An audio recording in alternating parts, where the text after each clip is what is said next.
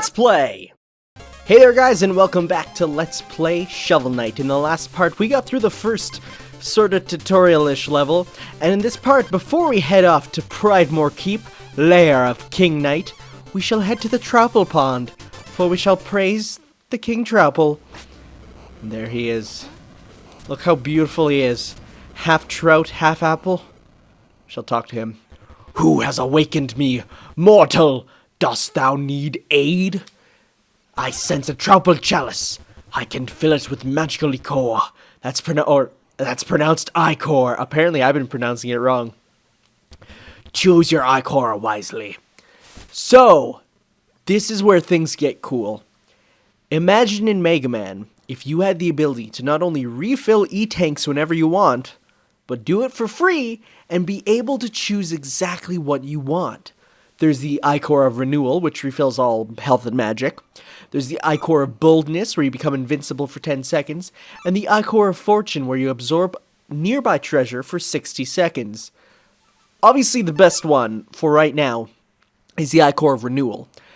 And you can get 2 of them at any time before any level. And I don't think there's like a limit, because I've just kept getting more and more and more, and it is awesome.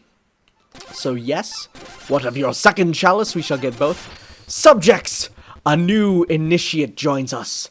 The ceremony shall commence. And for this, I will stay completely quiet, because this is the most beautiful thing you'll ever see. All hail the Trouple King.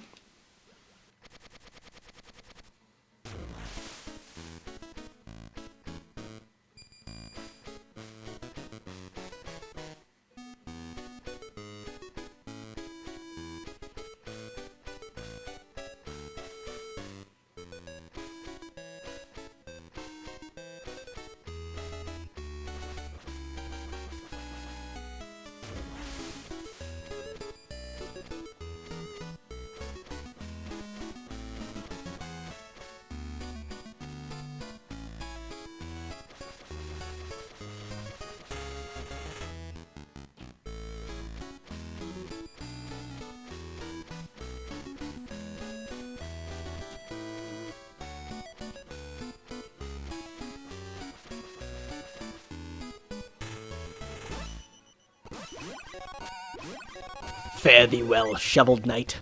Return if thou hast need of my aid again. All hail the Trouple King. And with that, we shall head off into Pridemore Keep, the first sort of real level in this game. Dig in. I love the pre-battle quotes. But let's go. This level is pretty standard fare, actually.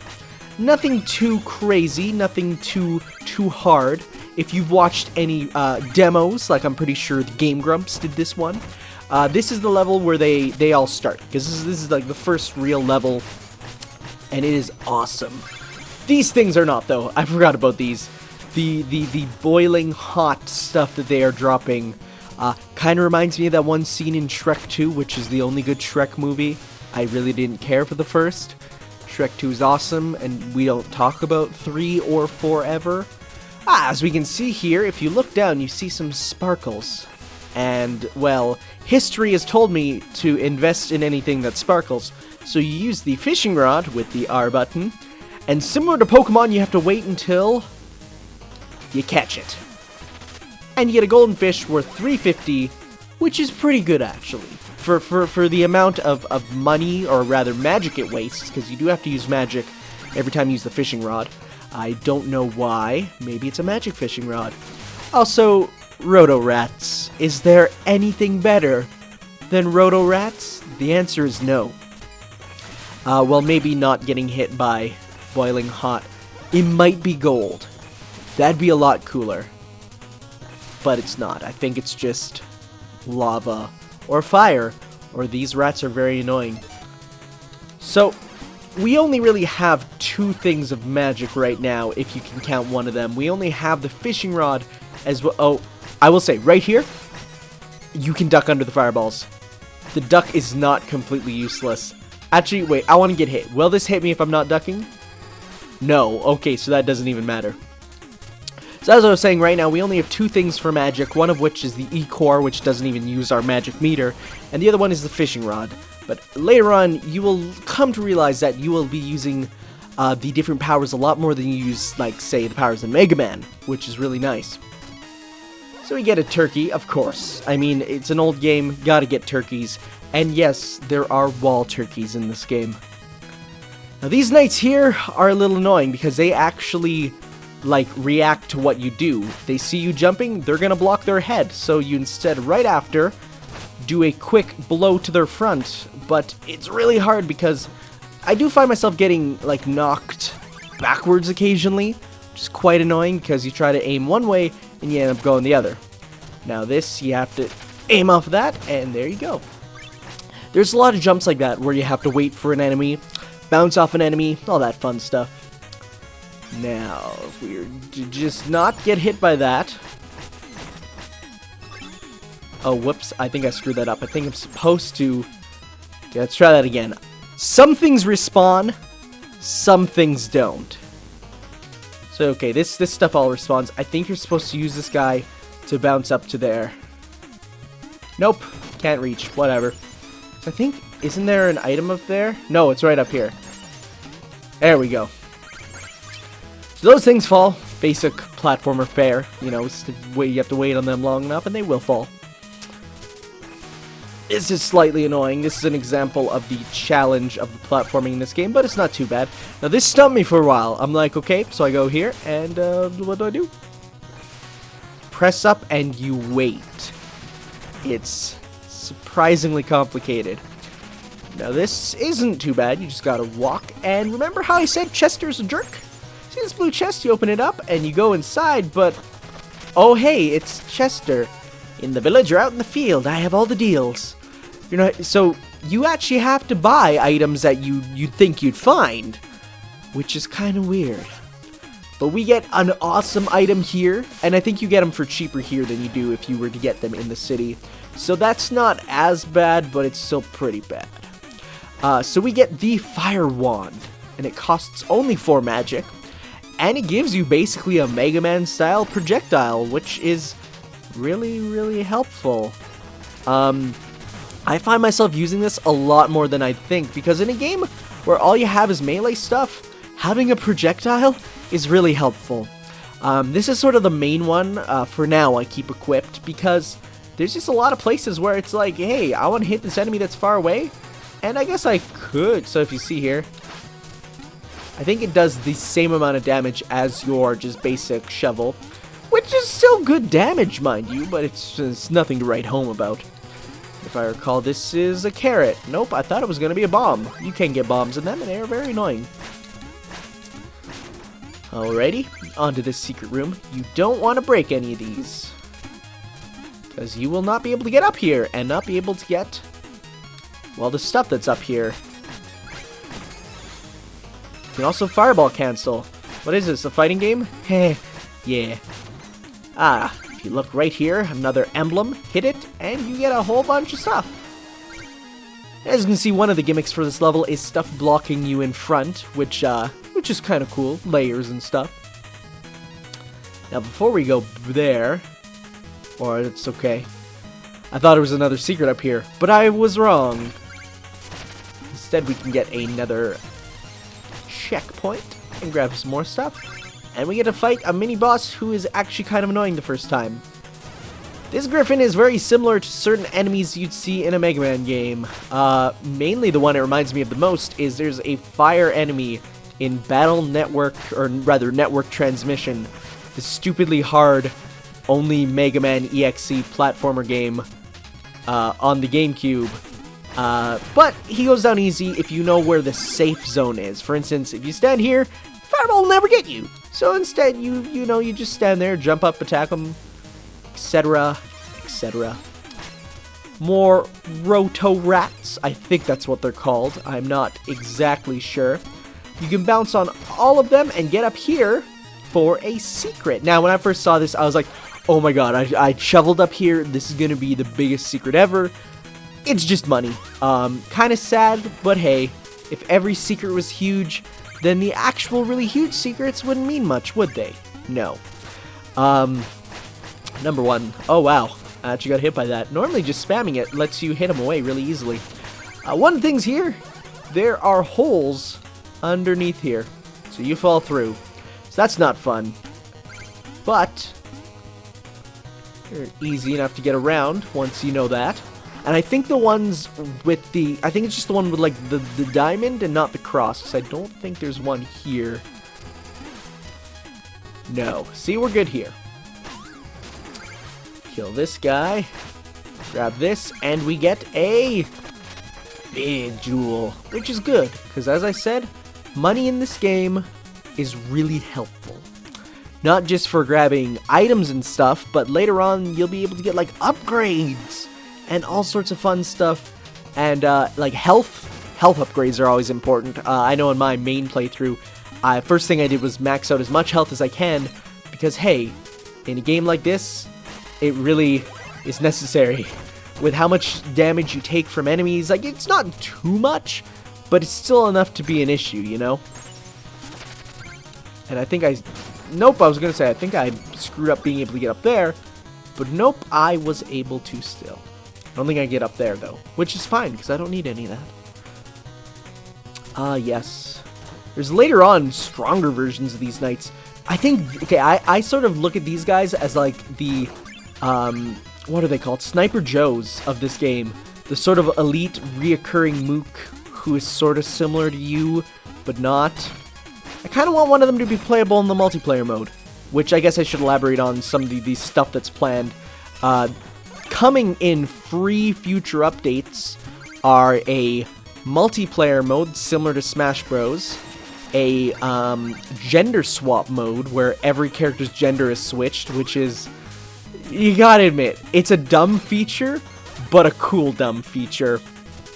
3 more stories where you play as other knights. I think King Knight is the first one. I'm not sure about the other 2. I know Plague Knight is another. Was it Spectre Knight? I'm not sure. Or maybe Mole Knight. No idea. Doesn't matter, because it's still not coming out for a while. And they're actually getting full-on story modes, as opposed to just a sort of simple, you know, play through the game as another character. No, they're getting stories and stuff, too, which is really cool. Go here, and you get a Trouple! Wait, stay the Fork Knight! This kind of sort of screws up my whole strategy from before, because if you find a Trouple, he'll give you a free Trouple drop, but I've already filled my chalices, so it doesn't matter. I think you can come back to him again later, and he will be back and fill it, which is nice. But more often than not, you won't be using your Trouple chalices in anything but boss fights. Maybe if you're oh boy, far from a checkpoint, but oh well, there we go. I've died here multiple times. Platforming like this is a little difficult for me. So we already... Wait, did it save? Did we save getting this? Yes, it's not there anymore. But, platforming at times can be a little challenging. It never feels unfair, though. Like, that felt like I was definitely rushing. So that was my fault. And that's what I like about this. You never feel like it's truly... Oh, boy. Like, that was my fault because I wasn't going fast enough. That's exactly what I mean, where everything sort of feels like it's your fault if you screw up. So, if we go here... The nice thing is you can just bounce on these forever, meaning that you can time it. So I want to go now. Or not. So if you die, any money that you previously had flying around disappears. Which sucks a lot, really. Don't worry, you will see many deaths in this, because I am not the best platformer. I'm not. And I will be the first to admit. And maybe you're one of those guys who believes Let's Players should always edit their parts and stuff. In terms of this, I think it's fast enough that it's not too much of an issue. Like, for instance, I'm already back to where I was. If it does become an issue, I will edit it, but I don't think it will. So behind all these, there's actually more money, which is really nice. And it will, in quick enough time, we will get all our money back. And I'm surprised I haven't found a single bomb yet, because normally you go through all those and you get bombs, but no. I'm surprisingly lucky right now. So we got ourselves another Griffin. The safe zone is right here. Apparently they have names, and they're like, I forget their names. They also have a melee attack, but it's fairly useless. Oh, but that's not. You have to get their heads, of course. It's a platformer. The heads are always the weakness. Unless you're playing like Mega Man ZX, where the weaknesses can be anything, which is very strange. But this definitely looks like a boss corridor, and in fact it is. We have King Knight here. An interloper is in our midst. Be gone from our throne room, knave. I'm no more of an intruder than you. You aren't even a real king. Oh, but you're mistaken. The enchantress saw me for my fabulously regal self, and now all bow before me. You're not but a decadent dandy. Sadly not a space dandy. Prepare to taste justice. Shovel justice. Ah, good writing is great. Silence! Yes, King Knight. He's not too bad, I say as I get hit within the first couple seconds. He attacks with a scepter, and I think he summons other sort of servants to do stuff. Now, we do have our fireballs, which I'm missing with, which are nice if he is far away, because it is a long time to get back to, like, where he is. You don't run the fastest in this game. But I think the confetti does hurt you as well. You can't be hurt by it once you've already killed him, though. I was worried about that, because I killed him, and I had 1 health left, and I was like, okay. So, like, for instance, doesn't touch me. But we have defeated him. He's not a hard boss, but he's a good first boss. I think I died on him never. I'm pretty sure. I could be wrong, though. And we go back to sleep on one of my favorite screens ever. It just looks so, like, for a guy sleeping in armor against a tree and probably the cold night, he looks really comfy, which is awesome. There's not a dream every night, so you just wake up. Of course, you put out the fire. I mean, let's be honest here. Like, it gives you money. Like, it's literally rewarding you for doing that. And that lock unlocks, and now there is a roaming enemy, similar to, like, old Mario games and stuff, which is cool. We're gonna avoid him for now. He's not hard, mind you. It's more along the lines of, say, Zelda 2. But what we're gonna do now is we're actually gonna go increase our magic, because magic is nice to have, especially when it is increased. And we're gonna increase our health. Now, meal tickets increase exponentially as you buy them. We don't have enough. But that's okay, because we have insurance in the form of some paper. We have 3, which will give us basically exactly enough. Having my music piped into shopping centers, I suppose it does pay the bills.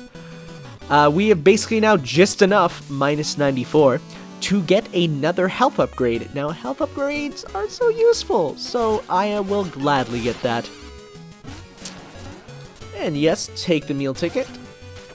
And he's gonna make us, what is it gonna be this time? I don't even know. Ooh, that looks like a pig roast, a sort of good, nice pig roast. So, yes, next time, guys, unless we run into the roaming enemy, which is entirely possible, we will have to see what happens. You don't get money again for grabbing them.